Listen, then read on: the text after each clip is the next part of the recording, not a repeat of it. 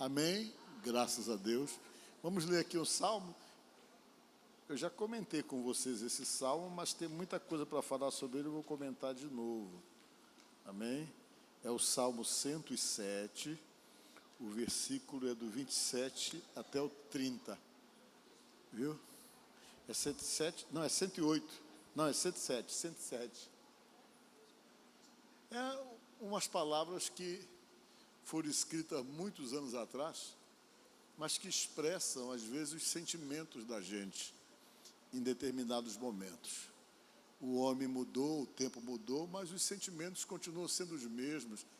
E pelo que a gente lê na Bíblia, às vezes os problemas da gente são os mesmos problemas de pessoas que viveram 2000 anos atrás.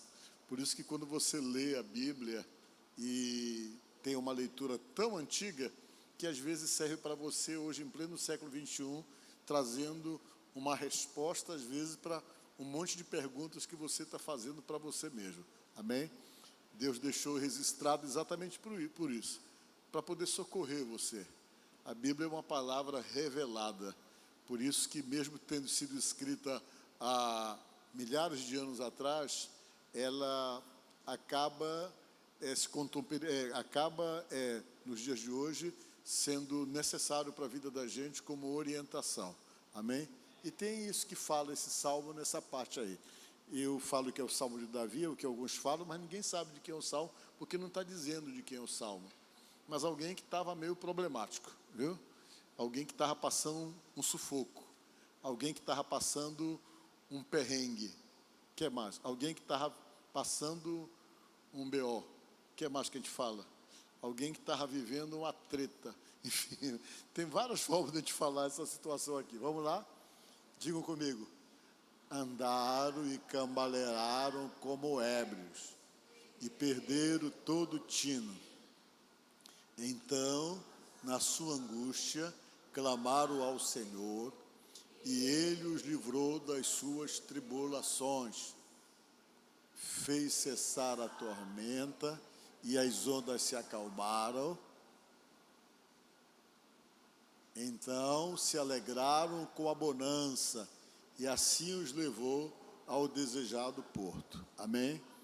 Podemos assentar.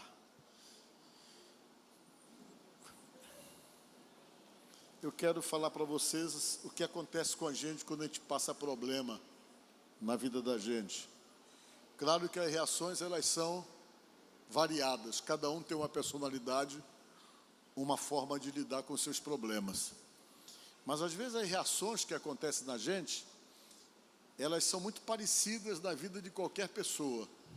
Tem pessoas, por exemplo, que, às vezes, lidam bem com pressão, porque já vive pressionado desde criança, e, às vezes, uma pressão a mais, uma pressão a menos, às vezes, não faz muita diferença na vida da pessoa.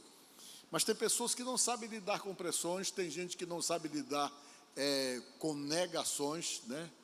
Tem gente que tem a maior dificuldade quando é rejeitado, ele surta, ele desequilibra, ele desajusta pelo fato de estar sendo rejeitado. Existem pessoas que perdem a força para lutar quando eles são resistidos por uma situação, por algum problema e por alguma dificuldade. E às vezes a pessoa chega nesse estado de demência, eu digo assim, quando ele está diante de uma pressão, que ele não tem a capacidade de poder lidar com essas pressões, às vezes ele surta.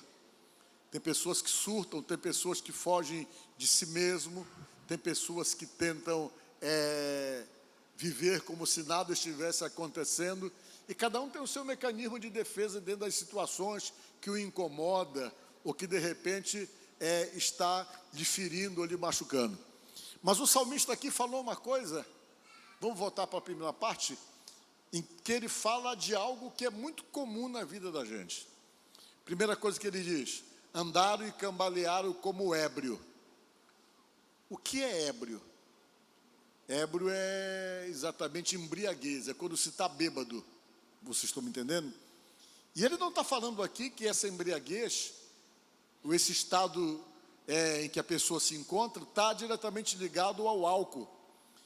Mas o que ele está falando aqui é que a pessoa se sente exatamente como se tivesse embriagado. E geralmente a gente se sente assim, ele está tentando dizer assim, aí, quando os problemas nos cercam, quando as dificuldades vêm até nós, que você perde a capacidade de resolver, a capacidade de administrar ou de gerenciar situações relacionadas com os seus próprios problemas, e que você começa a ser consumido pela dificuldade, começa a ser consumido pelos problemas, e você não tem uma capacidade de reagir ou de reação por conta de não saber o que fazer.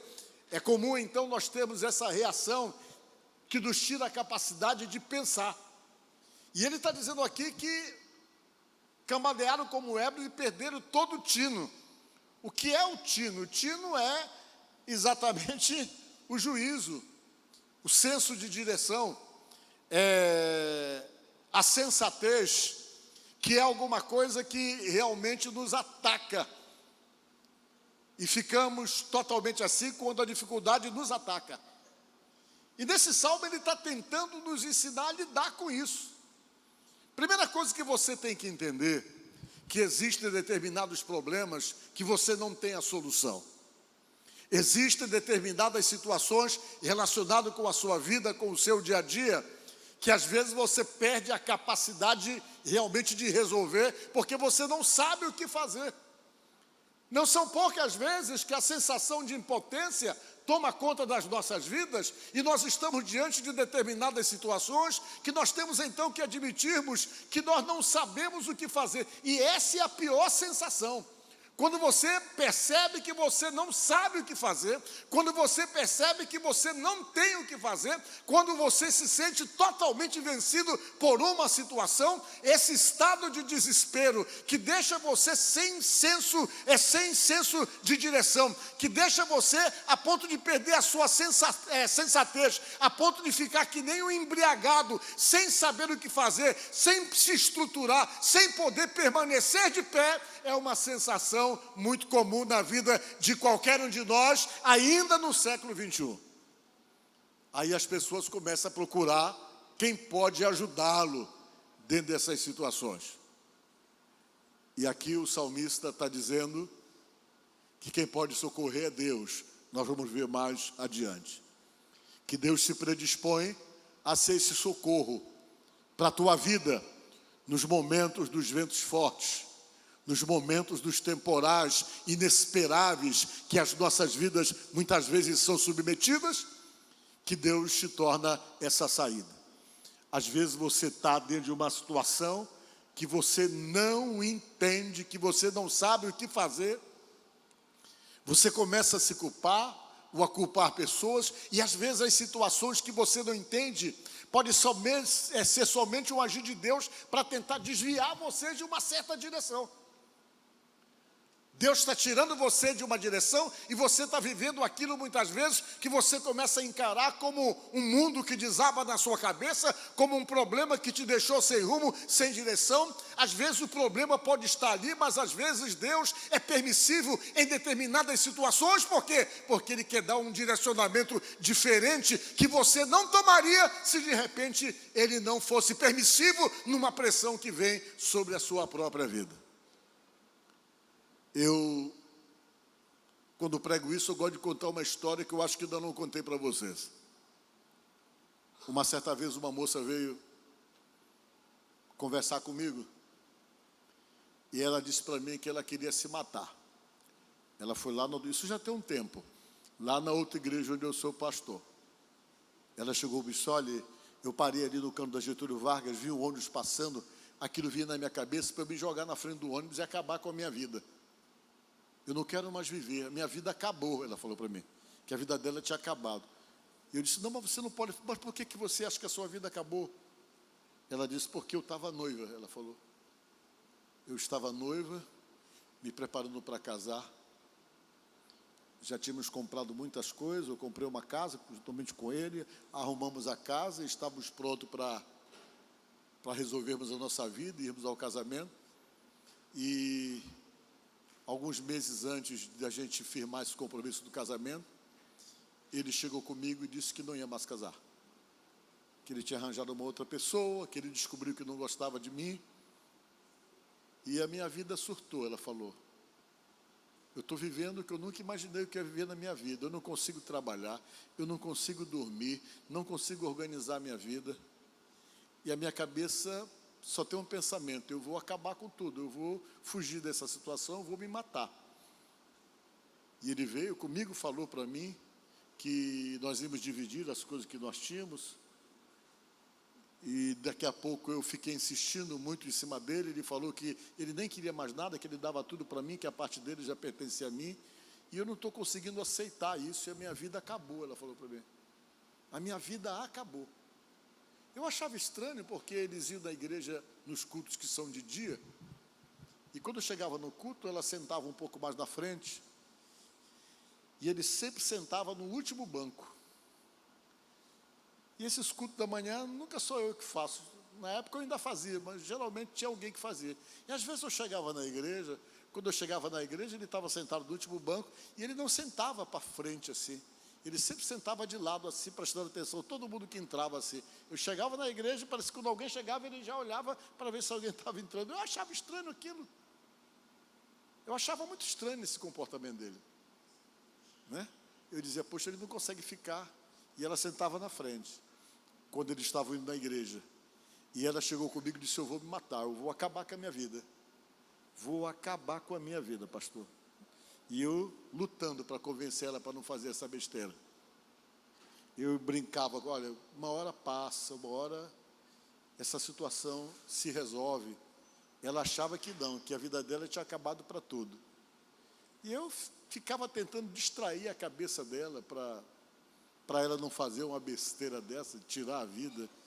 E eu me sentia também impotente, que eu não estava perto dela o tempo todo para poder convencê-la ao contrário.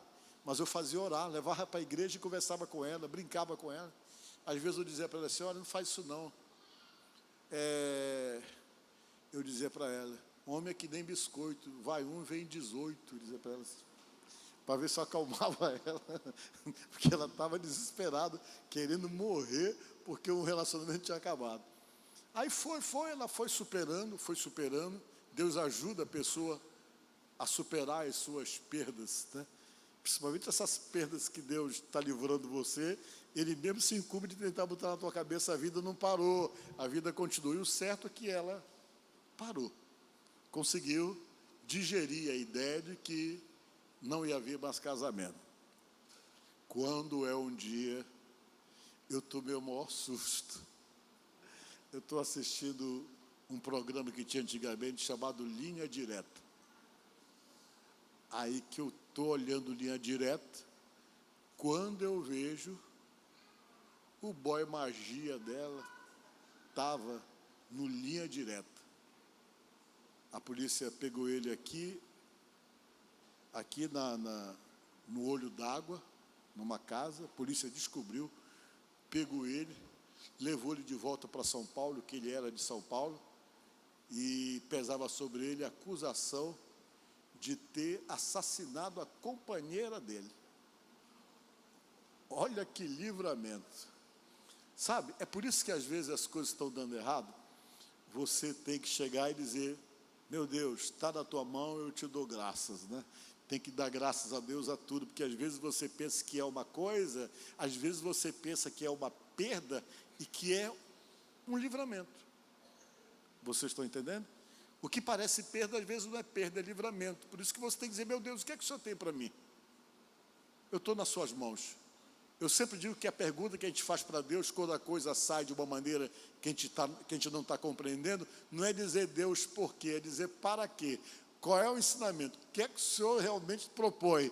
Porque Deus sempre tem uma saída. Quando você está nas mãos dEle, o que parece perda é livramento, né? O que parece problema é somente a pedagogia de Deus para fazer você ficar mais forte. Diga glória a Deus. E você vai lendo a Bíblia, você vai descobrindo que a Bíblia ela é cheia de ensinamentos que preparam as pessoas para a vida. Tem muita coisa hoje que a ciência explica, né? Principalmente a psicologia, a psiquiatria, ensina muita coisa com respeito ao comportamento humano, e você vai na Bíblia e descobre que tem coisas que Deus já ensina há muito tempo. Por exemplo, uma coisa que eu descobri que eu me chamou muito a atenção, que uma das formas que você tem para aprender é com a repetição das coisas. Às vezes Deus permite que você passe uma situação repetida para você poder aprender, porque tem uma região do cérebro, que é a região que regula a memória e as emoções, que é uma rede de estruturas cerebrais chamada de, eu até anotei aqui, o sistema límbico, que exatamente dá para você esse equilíbrio e tal, e você aprende muito fundamentado na repetição das coisas. Você aprende repetindo. E Deus, às vezes, faz você passar experiências, às vezes, experiências um pouco duras. Ele até é permissivo para você aprender a se proteger, para você aprender a se defender. Porque cada situação é desgastante, cada situação difícil que você passa, você vai criando uma resistência e vai se preparando para aquilo. Você passa a ficar mais esperto, você passa a ficar mais atento, e dependendo do que você passou, você melhora a sua percepção. Aquele mesmo problema, antes de chegar, você já está percebendo pela experiência que você passa, por aquilo que você passou, e a repetição dá para você essa blindagem, essa proteção de você perceber as coisas. Você lê na Bíblia Deus falando uma certa vez para o povo dele assim: diga ao fraco, eu sou forte, diga ao fraco, eu sou forte, para tentar fazer com que as pessoas processassem isso no seu cérebro e saber de uma coisa, que o que faz você forte não é você ter as melhores armas, o que faz você forte não é você ter os melhores instrumentos bélicos para poder guerrear ou para se defender, pelo menos nesse caso quando ele falou isso, porque quando ele falou para o pessoal se sentir forte, ele preparou o povo para uma batalha, ou mandou o povo para uma batalha, mas a arma que o povo estava tendo para ir para a batalha eram relhas, eram as suas enxadas, eram os seus instrumentos agrícolas, que Deus disse: pois prepare as vossas redes e tal, e vão para a batalha, e digo assim, diga o fraco, eu sou forte, porque a primeira coisa que você precisa é acreditar na sua capacidade de reagir, de superar, de vencer e de romper com uma determinada situação, com uma força que Deus vai dar para você, ou pela experiência, ou pelo fato de ter passado outras coisas parecidas, que você passa então a saber como lidar com a situação de dificuldade. E às vezes você tem que repetir para você mesmo: eu consigo, eu vou conseguir, Deus está comigo, isso não vai me parar, isso não vai me abater, e você vai se condicionando através da confiança e da fé em Deus, que vai dar para você essa sensação que o salmista queria dar, que você não está sozinho, nem desamparado, mas que você tem alguém a quem você pode pedir socorro nos teus momentos de angústia, de tribulação, que vai te dar a mão. Diga glória a Deus. Deus desenvolve a fé. Mas tem uma parte também do cérebro da gente, que eu li, que eu acho que Deus deve lutar muito para tentar processar alguma coisa boa, é o tal dessa parte aqui, que fica bem nessa parte da frente aqui, que dizem que é a parte que mais você pode ficar afetado. Por exemplo, um exemplo, é o lobo frontal, é esse mesmo, é o córtex pré-frontal. Ele fica aqui na frente da testa, e ele interpreta as coisas de uma maneira, às vezes, diferente daquilo. Por exemplo, eu estava lendo que esse córtex da gente pré-frontal só tem duas coisas que deixam ele confuso, que deixa ele totalmente sem a capacidade racional de poder decidir certo. É paixão e álcool. Vocês estão entendendo? A pessoa, quando está vivendo uma situação de paixão, essa parte do cérebro interpreta, olha só como eu estava lendo, fiquei impressionado, interpreta que a pessoa está demente, quando ele está nessa situação. Por quê? Porque ele não tem a capacidade de ver nem os perigos que o ameaçam. A pessoa fica num estado de demência que ele não consegue ver nada de errado com alguém que possa estar manipulando ele, ou explorando ele, ou explorando ela. A paixão. E eu fiquei lendo alguma coisa sobre isso, me chamou a atenção, dizendo que a pessoa tem um período de 5 anos para poder se livrar desse estado de demência. Aí depois depois de 5 anos, o que vier depois de 5 anos, e se houver permanência, é porque o amor está sustentando o relacionamento. Mas o limite para uma pessoa poder tolerar outro dentro do nível da paixão é somente 5 anos, que a ciência fala. Eu fiquei impressionado com isso. Vocês não estão impressionados? Não, quem não sabe, né? Só 5 anos, né? Então você espera agora, vou esperar 5 anos para ver o que é que vai acontecer. Vocês estão entendendo? Aí espera 5 anos. Aí se você perceber que você realmente só estava num estado de demência, não casa, porque você vai se atrapalhar. Viu? E eu estava lendo, diz o estudo, que o álcool também gera essa situação de demência. E é verdade mesmo, você pode ver que o sujeito, quando ele está embriagado, ele diz coisa, faz coisa que no dia seguinte você vai falar para ele, ninguém acredita. Me lembrei até de uma história que me contaram. Diz que o bêbado estava querendo colocar a chave na porta da casa, mas ele estava em muita dificuldade, ele não estava conseguindo. Aí veio um amigo e disse, espera aí, deixa eu colocar a chave para ti. Ele disse, não coloca a chave não, segura a casa para mim aí que eu consigo resolver o problema. Ele ficou no estado de demência. Vocês estão entendendo? Por quê?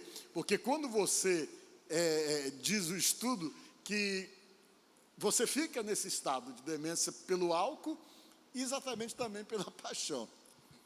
Talvez isso tenha criado esse estado de embriaguez na vida desse salmista. Se foi o Davi, ele com certeza ele viveu situações para poder viver esse tipo de coisa, viver que nem ébrio, viver sem perder o tino, perdendo o senso de direção. Às vezes isso acontece comigo e com você. Os problemas da gente também geram esse tipo de incapacidade de resolver. A gente não consegue ver o que está a um palmo no nariz da gente, porque o nosso cérebro está comprometido pela carga emocional de um problema, comprometido pela carga emocional de uma dificuldade qualquer, que você perde a capacidade de poder se organizar, de poder simplesmente gerenciar coisas mínimas da sua própria vida, você perde essa capacidade. É aí que está a proposta da palavra de Deus. O que é que ele diz? Andaram e cambalearam como bêbados e perderam todo o senso de direção. Aí o verso seguinte. Então, o que fez? Na sua angústia, clamaram ao Senhor. E Ele os livrou do quê? Das suas tribulações. Tribulações. Aí depois ele vem e diz o quê? Fez cessar o quê? A tormenta. O que é tormenta? Tormenta é temporal forte, geralmente que você pode sofrer no mar, na água, que é alguma coisa que você fica à deriva, você perde o controle. Quando alguém está num barco que ele vive uma tormenta, ou que ele enfrenta um temporal, não tem nada que ele possa fazer. Ele tem que se deixar levar pela força do problema e esperar para ver o que vai dar. Foi isso que aconteceu com os discípulos de Jesus. Eles se apavoraram porque eles viveram uma situação de tormenta, só que Jesus Cristo estava no barco. E no barco que Jesus está, o barco pode até passar temporal, mas não afunda. Diga glória a Deus. E a proposta é exatamente essa, fazer você entender que você vai procurar Deus para Deus te sustentar nos momentos das tormentas, dos temporais da tua vida, porque se Deus estiver com você e você estiver vivendo esses temporais todos, esses momentos de tormenta, de vento forte na sua vida, uma coisa é certa, você não vai afundar porque você vai estar com Deus. Deus não pode impedir você de passar as tormentas, de passar os temporais, mas se Ele está com você, você pode ter a certeza que afundar você não vai. Amém? Afundar você não afunda. E ele começa a dizer, aí se aproximou, pediu socorro para Deus, ele fez cessar o quê? A tormenta, e as ondas se acalmaram. Tudo isso que ele está falando é de uma forma figurada. Ele não está falando literalmente aí, relacionado com tormenta, relacionado com vento forte. Se você for ver todo o restante do Salmo, está diretamente ligado a problema, a dificuldade pessoal, as situações difíceis que a gente enfrenta, e ele pegou essa forma figurada para poder falar. Para tentar explicar alguma coisa que mais se parece com a vida desorganizada, com a vida dominada, com problema, com dificuldade. Ela é muito parecida com uma embarcação sem controle que está enfrentando um temporal. E às vezes nós estamos assim. E quando nós estamos assim, o que é que a gente precisa? Precisa de apoio, precisa de um ponto seguro para a gente poder se agarrar. E ele vem no Salmo e diz isso. Verso seguinte. Então, se alegraram com a calmaria. A calma chegou. E assim os levou o quê? Ao desejado porto. Vocês estão entendendo? Levou ao desejado porto. Desejado porto.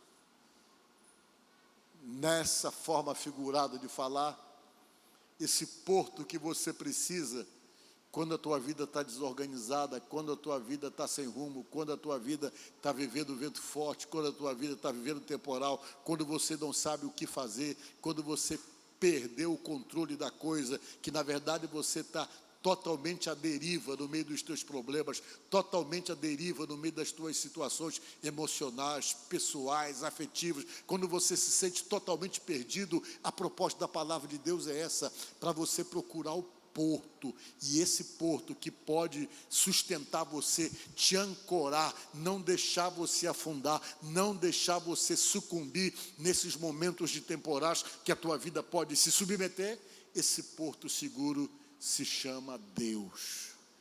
Deus em quem você vai depositar a sua fé. Como é que você está? Você vê aqui na igreja hoje, de repente tem um monte de pendência na tua vida que você não sabe como é que você vai resolver. E geralmente quando a gente tem pendências é porque a gente perdeu o controle mesmo. A gente não tem uma resposta, não tem uma solução, não tem uma saída, não tem como resolver. Mas se você veio aqui, é porque você entende que Deus pode ser o teu porto seguro. Diga glória a Deus. Aí, baseado pelos ensinamentos do Salmo, você está precisando se apoiar em Deus. Olha só o que diz mais a palavra de Deus. Essa aqui eu acho legal. Olha só. Verso seguinte. Diga comigo. Deus é a minha fortaleza e a minha força. A Ele perfeitamente, o quê? O que é embaraço? Embaraço é confusão, é complicação, é situação sem solução, situação sem saída. A gente se embaraça com tanta coisa, gente. Tanta coisa que deixa a gente embaraçado, que você fica, eu não sei o que fazer. Estou enrolado, é a mesma coisa que está enrolado. Minha vida está um rolo só.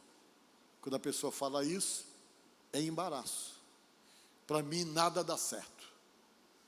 Eu não sei o que fazer. E eu não sei como resolver. Embaraços da vida. A Bíblia tenta dizer para você o quê? Que Deus, a pessoa que você vai buscar, que é o teu porto seguro, Ele é perfeitamente, de uma maneira perfeita, Ele pode desembaraçar a tua vida. Diga glória a Deus.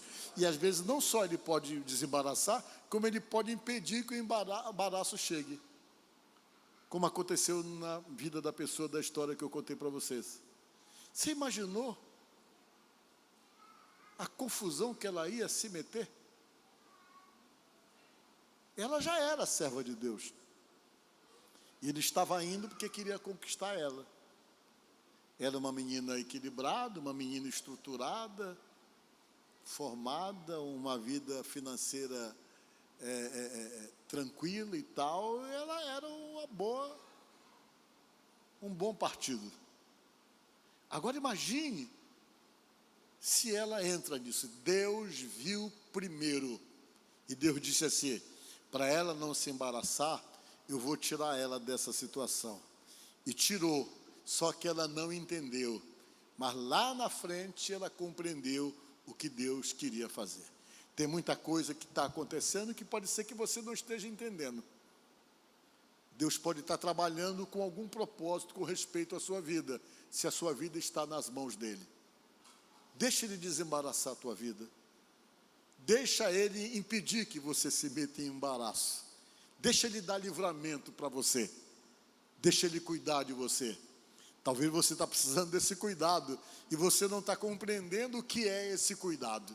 E às vezes esse cuidado passa por determinados caminhos que são desconfortáveis para nós. Mas deixa Deus agir, deixa Deus cuidar de você, porque a coisa principal que Ele quer é te levar para o porto seguro. Te levar para o porto seguro. Então, se está complicado, está difícil, fale com Ele, como nós aprendemos no Salmo. Procure Ele, diga: Senhor, Tu tem poder de acabar com as minhas tribulações. Ele vai fazer cessar todo o temporal, todo o vento forte, que de repente a tua vida está submetida, e fazer cessar. Exatamente o que? Cessar esses ventos fortes. Mas você precisa falar com Deus. Amém? Não deixe o teu cérebro enganar você. Não deixe o teu coração te enganar também. Porque às vezes a gente tem muita... eu vou muito pelo meu coração, né? Eu vou muito pelo meu coração. Uma vez uma irmã falou para mim isso. Ela chegou e disse: não, pastor Paulo, olha, eu encontrei uma bênção. E quando a pessoa quer uma coisa, a pessoa fica justificando, né? Eu vou falar o nome dela porque eu já falei isso várias vezes, ela não se incomoda. É a pastora Rosângela. Não tem problema, eu já falei. Ela disse que não se incomoda que eu dei o testemunho dela. Ela chegou: pastor Paulo, eu arranjei um dia o senhor pregou aqui da igreja, quando chegou lá de tal lugar, um rapaz que estava lá no local olhou para mim, eu olhei para ele, um olhar assim, Deus falou no meu coração que era ele o homem da minha vida.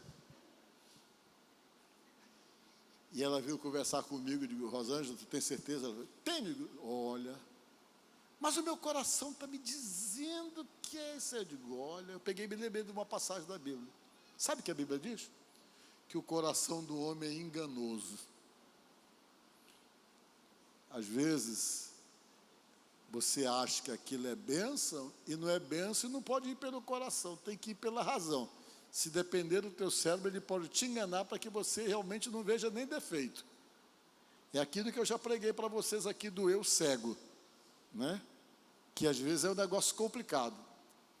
E ela foi, se envolveu, e eu estava certo. Eu estava certo. Por isso que eu dou esse testemunho, eu tenho a liberdade de poder falar sobre isso aí, porque eu vivi o momento e eu vivi explicando. Olha, não é assim. Pessoa nas suas carências ficam refém. Ficam refém. Mas não fique refém em situação nenhuma. Sempre é necessário, como eu aprendi esses dias com a pastora, você precisa colocar o pé, que Deus coloca o chão. Diga glória a Deus, para você se firmar. Vocês estão entendendo? Então tem que estar com o pé no chão em tudo. Em tudo. E esperar, porque as coisas de Deus não confundem a cabeça da gente e nem a cabeça de ninguém que está por perto. Diga glória a Deus. As coisas de Deus não confundem cabeça de mãe, não confundem cabeça de pai. Por isso que você tem que parar para ouvir muito o que a sua mãe está dizendo, o que o seu pai está dizendo. As coisas de Deus não confundem a cabeça dos amigos, porque as coisas de Deus são claras e transparentes para que não haja dúvida. Amém? Então se coloque na mão de Deus e deixa que Ele cuida de você. Amém? Graças a Deus. Que Deus te abençoe e te ajude e te fortaleça.